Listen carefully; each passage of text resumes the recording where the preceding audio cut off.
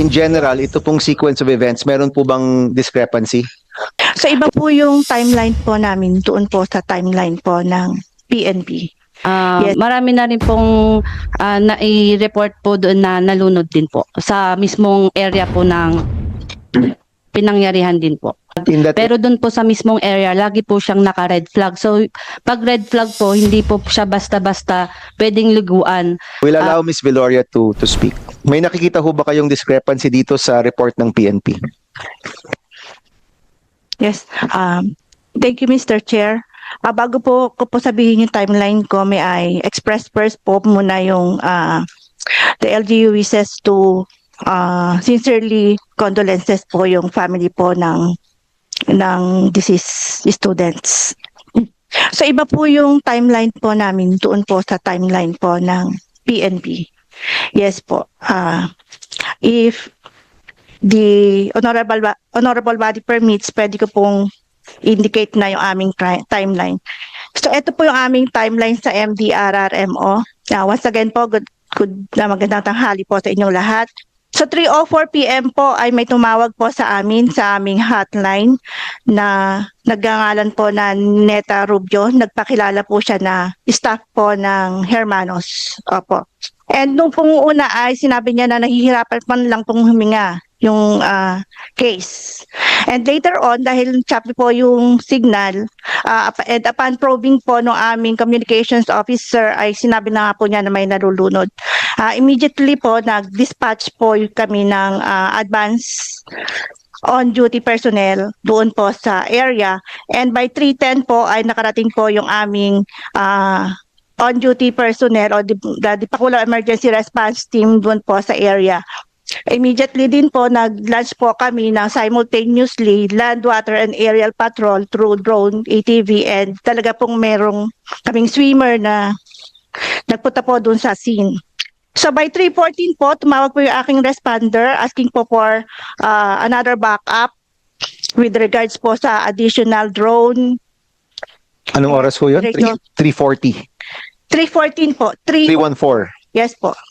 3:14 po ay tumawag po yung aking responder for request po ng additional na gamit, the boat and radio and backup responder. So yung pong 3:30, nakitaan po doon sa drone shot. 3:33 po ay nag-grab po ng aking responder yung unang biktima. Yes po. And later on po na kilala po namin siya na si Rene Baterbonia. By 3:40 po, inilapag po nila sa buhanginan yung unang biktima. May lalaki pong nagbigay ng CPR, hindi po siya kasama sa amin. And yun nga po, pag dinala na po sa ambulance si Rene, papunta po sa hospital, yung aking mga responder ay nagbigay po ng continuous CPR sa loob po ng ambulance hanggang sa makarating po sa hospital. By 3:42 po, i-report po sa akin na aking responder yung pangyayari with regards po doon sa unang biktima. 5 to 7 minutes po, ay 3:42 po, nag-uusap po kami, nire-report niya sa akin, may nagsabi po na sa kanya na ma'am, may isa pa. And yun nga po, nagkaroon po yung aking isang responder na siya rin lang ang nagpunta sa dagat, sinigawan po niya na Jason, may isa pa. So habang sinasabi po niya yon, then yung mga ibang tao po doon, sinabi man nila, there's more. So a while later po, 5 to 7 minutes interval, ay nakita na rin po yung si Adili, the Nigerian. Then nag-perform po yung aking rescuer ng isang cycle ng CPR dahil hindi nga po talaga safe sa lugar, sunod-sunod po yung alon at talagang malalaki. So nag-decide po kami na dahil dumating na rin ang PNP, dun po sa mobile ng PNP, isakay yung si Adili, dalhin sa ospital habang on the way talaga nag-CPR po sila. So yun po yung aming timeline. So by 4:24 po, nakabalik po kami sa OPSEN o sa aming operation center. Ms. Veloria, Yes po. pwede namang i-harmonize yung timeline nyo sa timeline ng PNP? Meron po Yes bang po. inconsistency or pagkakaiba? Yun pong I mean, merong siguro 2 minutes, 3 minutes na pagkakaiba. Like, napansin ko, yung 3:15 po sa kanila, 3:10 po sa inyo. But in general, ito pong sequence of events, meron po bang discrepancy? Wala naman po. Yun lang po talagang timeline ng pagkakaiba nila. Okay, thank you. And I'm sure the PNP is listening. Baka pwede niyo rin po i-consider yung mga nabanggit po ng LGU sa timeline, no? Baka may mga gusto po kayong idagdag lang. Yes, sir. We will request for a copy of the timeline as our one of our business in the conduct of the ongoing investigation, Your Honor. Sige, salamat po. Mr. Zubia, were you present at the resort nung nangyayari po ito? Mr. Chair, good afternoon po muna sa inyo po at sa ating pong Senate President. During po nang nangyayari po yung incident, I was not present. I was in Baler during that time, Mr. Chair. Okay, but I'm sure I'm sorry, Senator Win, kasi I cannot see the witness. Mr. Zubia, I'm sure nakakuha na kayo ng report ng mga personnel nyo sa resort. Ito pong nabanggit na timeline ng PNP at ng LGU, meron ho ba kayo nakikitang discrepancy based on your meetings, interviews, and reports from your personnel dun sa resort po ninyo? Tama naman po, Mr. Chair, kasi dumating po ako, Mr. Chair, sa resort. Yun nung ng mga 3:40, mga ganon. So, nung nire-recover na po si Rene Barterbonia, nandun na po ako nung dumating po. Actually, kasabay ko po yung second batch ng MDR na may dala-dala pong rescue boat. So, yung chronology po ng MDR and tama naman po yung mga chronology. Okay, at wala ko kayo nakikitang pagkakaiba kahit base po sa mga reports ng iyong mga empleyado? Wala naman po. Regarding lang po dun sa may 40 meters kasi hindi po nakadefine kung from the shore or from our resort kung saan sila nag-start. Kasi Let me ask PNP, yung 50 meters po ba ay mula sa resort o mula dun sa sa shore. sa shoreline? Yung 40 to 50 meters, sir, yung from the shoreline, sir. Okay. So kung 40 to 50 meters from the shoreline, mga 100 meters na po yun from the resort?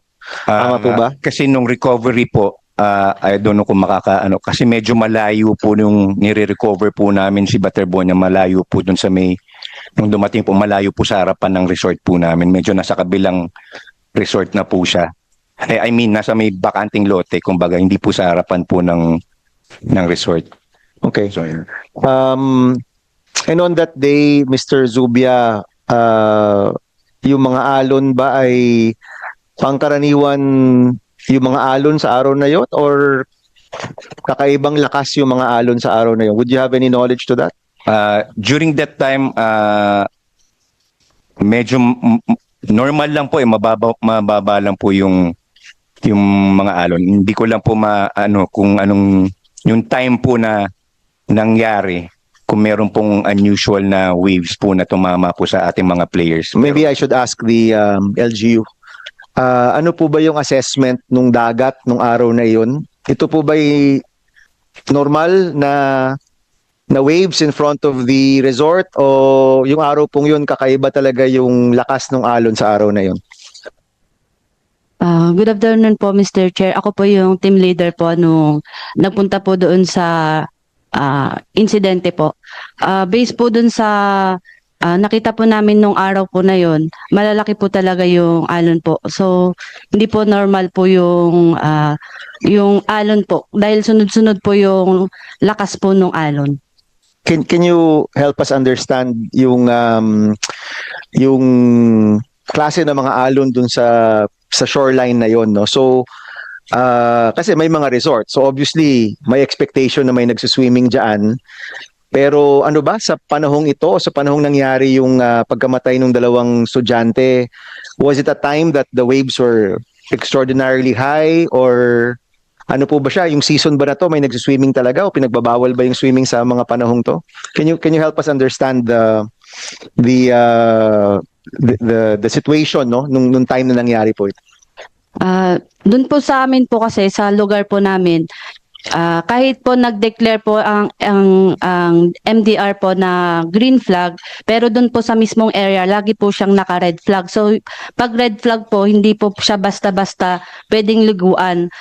Pwede po siyang liguan basta po meron po siyang life vest kasi nga po yung hindi pa iba-iba po kasi yung lakas po ng alon. Minsan po kasi ano pang tawag po doon, yung Mababaw. lantap lang po. And then po, pag lantap po, mamaya po meron pa pong malalakas pong alon, malalaki po. Sorry, linawin ko So naka-green flag ang LGU pero dun sa lugar naka-red flag. Yes po. And red flag siya, lagi siyang naka-red flag. Yes po. Hindi nag-green flag. Hindi po. Kasi nga po yung sa dami na rin po ng insidente po na nangyari doon, hindi po Can you talaga explain safe. that? What do you mean by maraming insidenteng nangyari doon? Marami na rin pong nai-report po doon na nalunod din po sa mismong area po ng pinangyarihan din po. In that area, hindi lang ito yung insidente ng pagkalunod. Hindi po. Would you be able to tell us kung ilan na yung nalunod in the last 5 years or 10 years?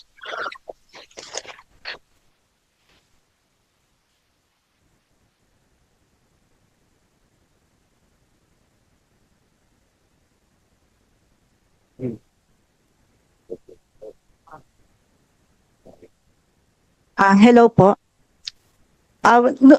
Dito po sa area na ito, kasi ito po yung kahabaan ng Barangay Ipil, Dipit at saka Lobot, yung pong buong kahabaan ng Baybayin.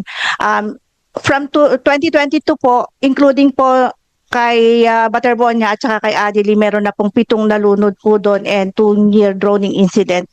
Excluding pa po yung aming responder na namatay doon ng taong 2017. So bali 8 po.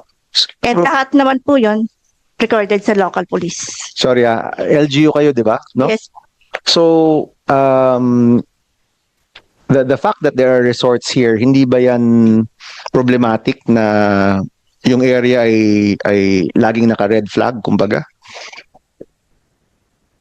Very malalaki po kasi talagang alon doon. Kaya ako as the MDRRMO decided na since very risky, high risk area po kasi sa rip current and very rough wave yung lugar, yung pong aking babala po doon talagang sinasadya ko po na laging red para po gabay po ng mga lahat na nagpupunta doon na be wary, be safe, wear personal protective equipment kapag sila po ay mag-engage into swimming activity.